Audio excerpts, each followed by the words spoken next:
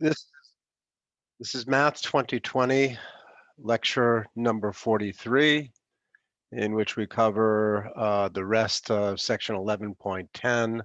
This is mostly odds and ends, but there are important odds and ends to the story. Okay, so the first question I want to sort of address is why don't we always take the power series centered at 0? And in other words, why do we bother looking at power series centered at A where A is non-zero? The simple answer is not all functions have derivatives, all higher derivatives at 0. You need to have all higher derivatives to find the Maclaurin series. And so that might not be available to us. And let me give you an example. So let's look at f of x equals the square root of x at a equals 0. And here's the problem. If we look at f of x, f prime of x is 1 over twice the square root of x, and it's not defined at x equals 0. So we cannot use x equals 0. In fact, all the higher derivatives don't exist at x equals 0. So we're out of luck here.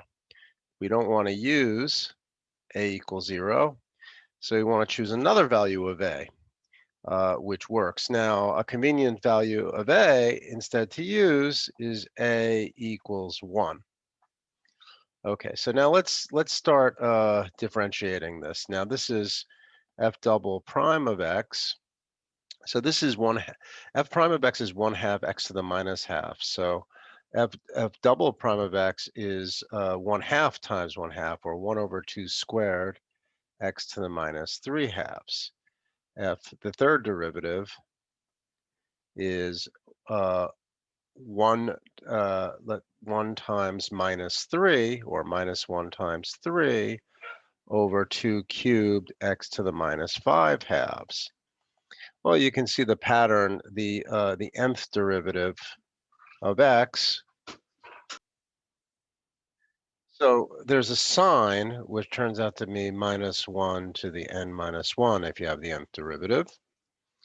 And then what you get is 1 times 3 times 5 times 7 all the way up to, and the right thing to look at is 2n minus 3. That's an odd number, 2n minus 3. And if you check when n equals 3, you get 2 times 3 is 6 minus 3 is the last element in the product. That's the numerator. And then the denominator is 2 to the nth power. And then we have x to the minus the quantity 2n minus 1 over 2. So those are the derivatives. And now the reason why we care about those derivatives, we want to develop the Taylor series at a equals 1. And so we can compute what the values of f of 1 are. That's 1, f prime of 1 equals 1/2, f double prime of 1 equals 1 over 2 squared, and f triple prime of 1 equals minus 1 times 3 over 2 cubed. And then in general, the nth derivative at 1 is given by minus 1 to the n minus 1, the product of all the odd numbers going to 2n minus 3, and then you have to divide this by 2 to the nth power. Okay, and by the way, this formula I got for the nth derivative, it's only true if n is at least 2. It won't, the early f prime, there's a problem at the beginning, but this is the, so we're interested anyway in the right-hand box here, this stuff here. Okay, so what I'm going to do now is write down the Taylor series for the square root of x centered at a equals 1. So we get, or let me write down the nth Taylor polynomial then.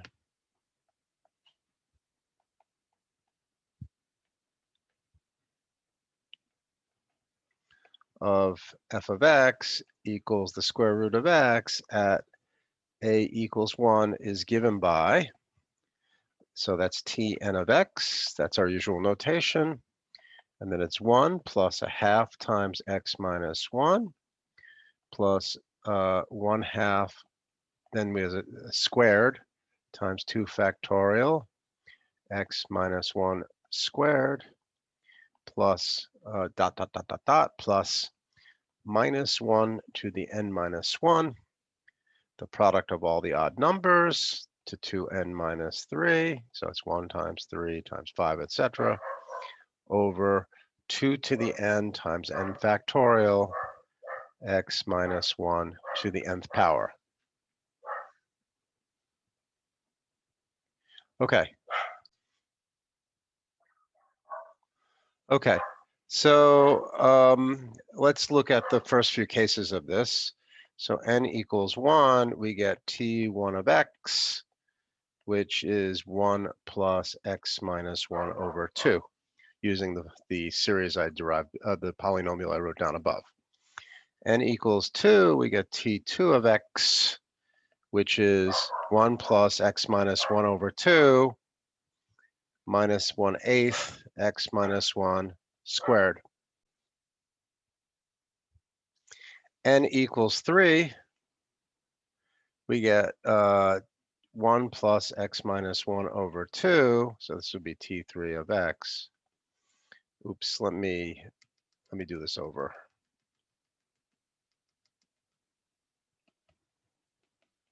T3 of x equals 1 plus x minus 1 over 2 minus 1/8 x minus 1 squared plus 1 times 3 over 2 cubed times 3 factorial. So that's that would be 1/16 x minus 1 cubed. And so these are the first few values. Now, what if we want to use this to approximate the square root of 2? Now that we know the square root of 2 is, on our calculator, it's approximately 1.414. So let's see how close we get with the first. So T1 of 2 is 1 plus, so T1 of 2 approximates the square root of 2, and that's 1 plus 2 minus 1 over 2. So that's 3/2. So that's 1.5. So that's about 1/10 away from being 1.414. Let's try T2 of 2. T2 of 2 is 1 plus 2 minus 1 over 2. 1 plus 2 minus 1 over 2 minus 1/8, which is equal to 1.375. So that's a little less than the square root of 2. Then we have T3 of 2, that's 1 plus 2 minus 1 over 2 is 1/2 minus 1/8 plus 1/16. And what does that give? That gives 1.4375. We're even closer to the square root of 2. And if you keep going, you get closer and closer to the square root of 2. How far away are we from the square root of 2? You can use for a given approximation. So Tn of 2 is, if we look at the absolute value between f of x, f of 2, or let me say this differently. So let me note that f of 2, which is the square root of 2, minus Tn of 2, the absolute value, is given by the absolute value of Rn of 2, and that's given by, it's bounded above by the remainder, the Taylor remainder formula, which I won't try to apply in this situation, but you can get an estimate on the error of your nth approximation using this. Okay. So let me make a definition. Let's say a function f of x is analytic near at x equals a if f of x is equal to its Taylor series on some interval of the form a minus d, a plus d, where d is some real number greater than or equal to 0. So in some little nearby, near a, so this is a minus d, a plus d, the Taylor series converges to the function. It coincides with the function. So I want to consider the following function, f of x. So I'm going to give you an example of a non-analytic function, a function which is not equal to its Taylor series in the at a equals 0. So let's look at the following function. It's e to the minus 1 over x squared for x greater than 0, for x not 0, and 0 if x is equal to 0. Okay, so what does that function look like? Well, I can actually graph it for you. So it looks like this.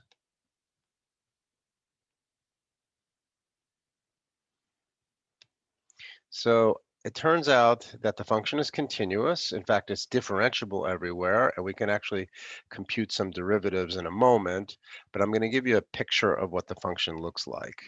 So it looks like this. At 0, it's 0, and then it's symmetrical with respect to the y-axis. It's very flat looking here, you'll see. And this is at y equals 1. It's asymptotic to y equals 1. Okay, so you can use a graphing calculator to see all of this, but I want to make some, give you some properties. So here's a fact. This f of x is differentiable. It has all derivatives everywhere. So at all points x. Okay, it's also, so I mean, in particular, it's continuous because every differentiable function is continuous. So let's see why. Let's see why this function is differentiable. At least the first derivative exists. Now, for this particular function, it's obvious that if x is not 0, e to the minus 1 over x squared is going to have no problems being differentiable. The only problem is what happens at 0. So let's see why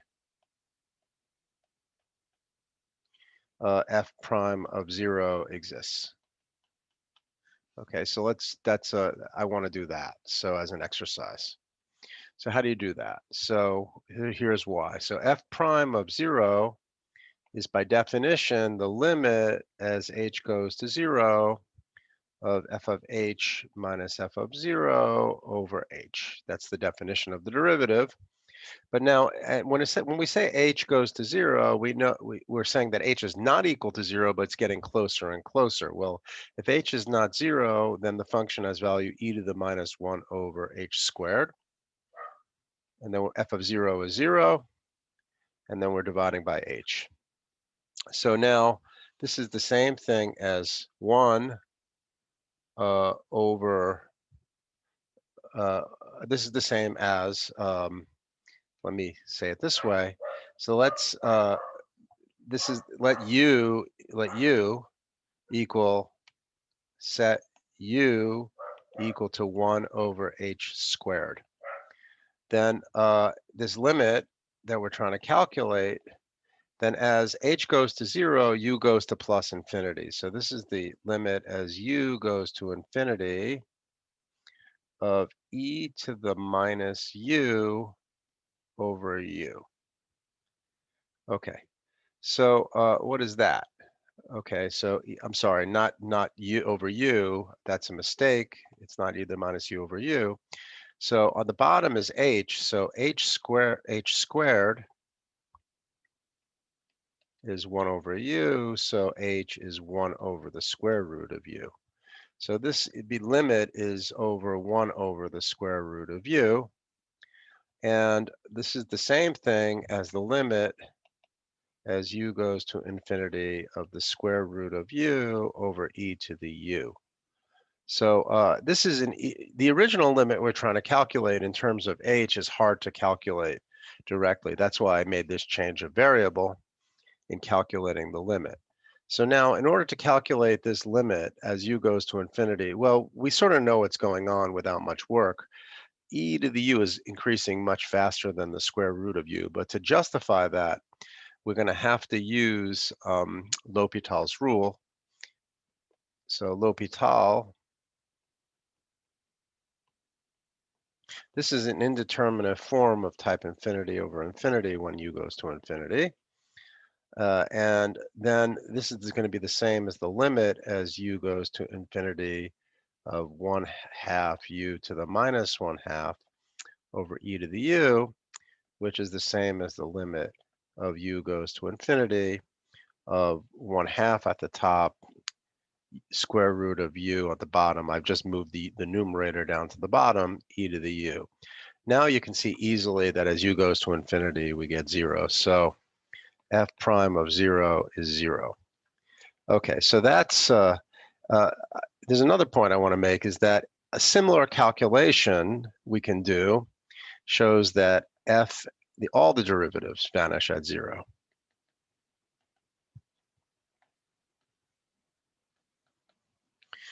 So I won't do that calculation. We have to do some work to do this calculation.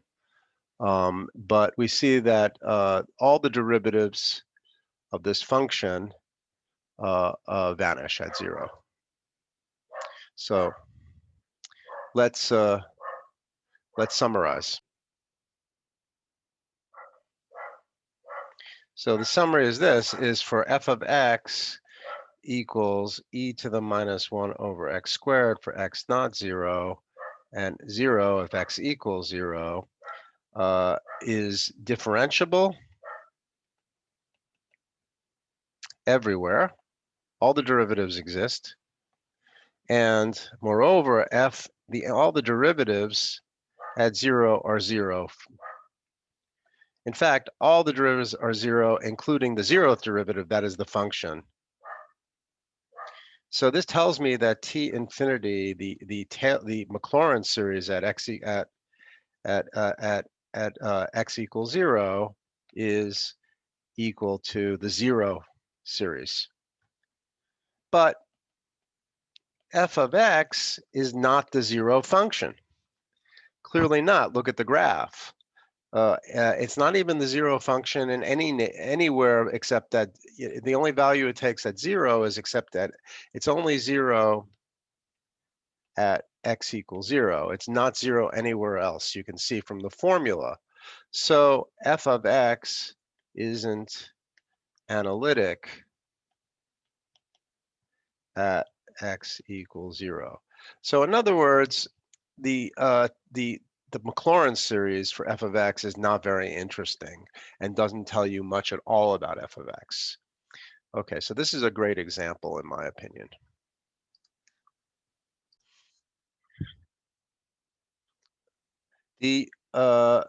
Now for analytic functions, we can do things that we could not do before. So for example, it's easy to see, so we have sine x over x dx. Let's try to if you try to compute the integral directly, it can't be done. There's no way to do it. We have no technique of integrating this as a, there's no technique from chapter 7 which can do this integral. Impossible. However, we know that sine x has a Maclaurin series, which says that it's equal to x minus x cubed over 3 plus x to the 5th over 5 factorial, 3 factorial, 5 factorial, x to the 7th minus 7 factorial, etc. So therefore, sine x over x, if we divide everything by x, we get 1 minus x squared over 3 factorial plus x to the 4th over 5 factorial minus x to the 6th over 7 factorial. I've just divided each term on the right by x. That means I lose a power of x in each term. Okay, so therefore, when we integrate this, we integrate term by term as I mentioned in a previous section. And so the integral of 1 is x. The integral of x squared over 3 factorial is x cubed over 3 times 3 factorial. The integral of x to the 4th over 5 factorial is x to the 5th over 5 times 5 factorial, and so on.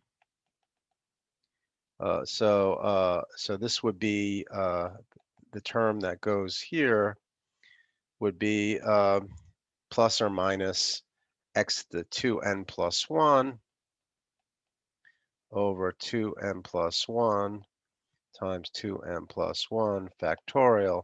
And what's the sign? Well, by trial and error, we can figure out the sign.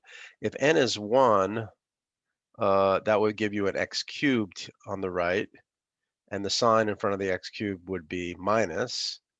So it should be minus 1 to the n here, if n is 1, right? So this is what you get. And so this series is actually the sum. N goes from 1 to infinity of minus 1 to the n, x to the 2n plus 1 over 2n plus 1 times 2n plus 1 factorial. So we got, and then there's a c here. We have to add a c because we're integrating, we're finding an antiderivative. But this gives you an expression for the integral of sine x over x as a series. And this actually converges because we knew the original series sine x over x is analytic because sine x was analytic. Okay, so that's kind of neat, I think, also. All right. Okay, so the last application I want to do today is so-called Euler's famous formula. This is maybe the most famous formula in all of mathematics, people say. And we're going to derive a very interesting formula. Okay, so let's consider the following. We know what the Maclaurin series for sine x is. It's x minus x squared cubed over 3 factorial plus x to the 5th over 5 factorial, and so on. And then we know the one for cosine x involves even powers of x. So 1 minus x squared over 2 factorial plus x to the 4th over 4 factorial minus x to the 6th over 6 factorial, etc. Okay. We also know the one for e to the x. We derive that as 1 plus x squared over 2 factorial plus x cubed over 3 factorial, etc. It looks like sine x, cosine x, and e to the x are related somehow from this because, except if you ignore the signs that appear, if we were to add sine x and cosine x together, ignoring signs, we would get e to the x, right? Well, we can't ignore signs. But I want to introduce the imaginary number I. So I is the square root of -1, and I squared is therefore -1, and I cubed is minus I, and I to the fourth is 1. So what I'm going to do is I want to think of it the following way. I want to consider multiplying the sine x series by I. Okay, so what do you get? Well, if I multiply the right side by I get ix minus ix cubed over 3 factorial plus ix to the fifth over 5 factorial, etc. Now, I'm going to use the properties of I that are in this green box, and you can rewrite this as follows. This is ix plus ix cubed, because I cubed is minus I over 3 factorial, plus ix to the fifth over 5 factorial, etc. So all odd powers occur, and we get rid of the signs this way at the expense of replacing x by ix and taking the appropriate odd power. Okay, so now let's look at cosine x. I want to get rid of its signs. So let's multiply that series by, let's not multiply that series by anything, but let's rewrite the right-hand side of it. Well, cosine x is 1 minus x squared over 2 factorial. So that's 1 plus I quantity x squared over 2 factorial, because I squared is -1. That gives you the sign, plus ix to the fourth over 4 factorial, etc. Ix to the sixth over 6 factorial, etc. So now let's add these things together. So cosine x plus I sine x is equal to, so 1 plus ix plus, I'm using this here and this here to add together. So then you're going to get ix squared over 2 factorial plus ix cubed over 3 factorial, etc. Hey, we can stare at this and see that this is the Maclaurin series for e to the x, not evaluated at x, but evaluated at ix. So this is e to the ix. Wow, this is an amazing formula, because, let me summarize on the next slide. So here's the summary of what we just did. So I'm going to replace x by theta, because we like Greek letters for angles. So e to the I theta is equal to cosine of theta plus I sine theta. This is Euler's famous formula. It is one of the most famous formulas in all of mathematics, because the left side is an exponential function. I mean, there's an I in there. And the right side is are two trig functions. And why should exponential functions and trig functions have anything to do with each other? Well, this formula says they do, and that's kind of amazing. Okay, I'm going to give you a nice, cool application of this formula.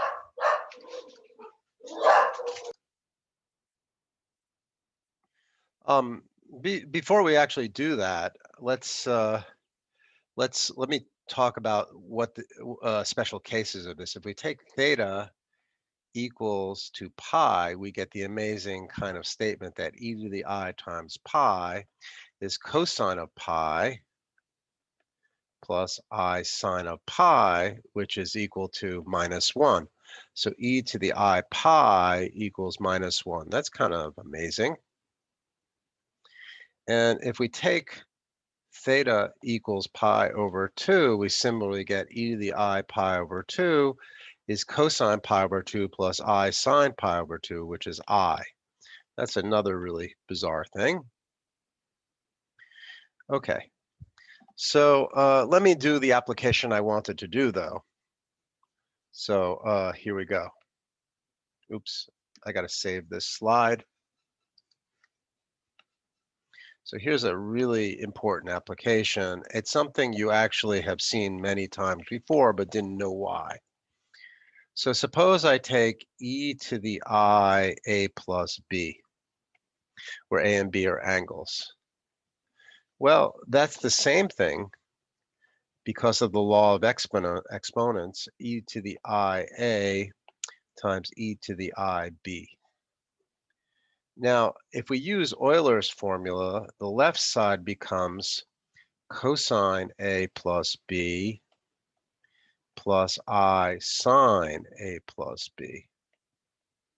But on the right side, if we use Euler's formula, what do we get? We get cosine a plus I sine of a, and then multiply by cosine of b plus I sine of b.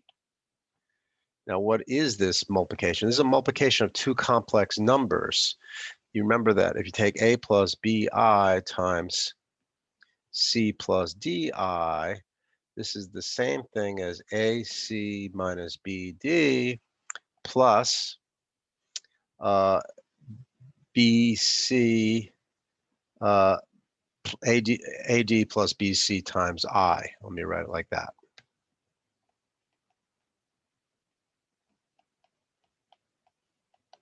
So I'm going to use that here where A is lowercase a is cosine big A, and lowercase, well, I'm just going to use this formula in this case.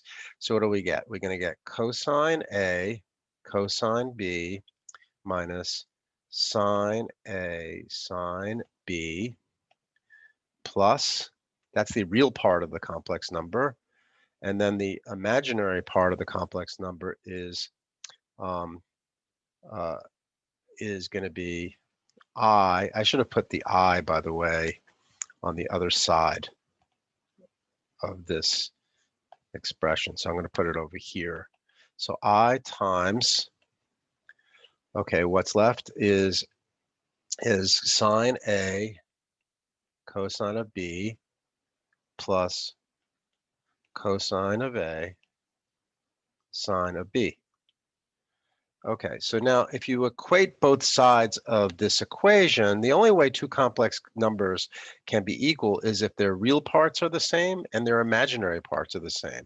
Well, what are the real parts? The real parts are cosine A plus B on the left, and on the right we get cosine A cosine of B minus sine of A sine of B. And in the imaginary part is sine A plus B will be equal to sine A cosine of B plus cosine of A sine of B. These are well-known formulas you've used over and over in calculus. These are called the angle addition formulas for sine and cosine. We've just shown how they come about. It's remarkable. Okay, that's it for today. That's it for section 11.10.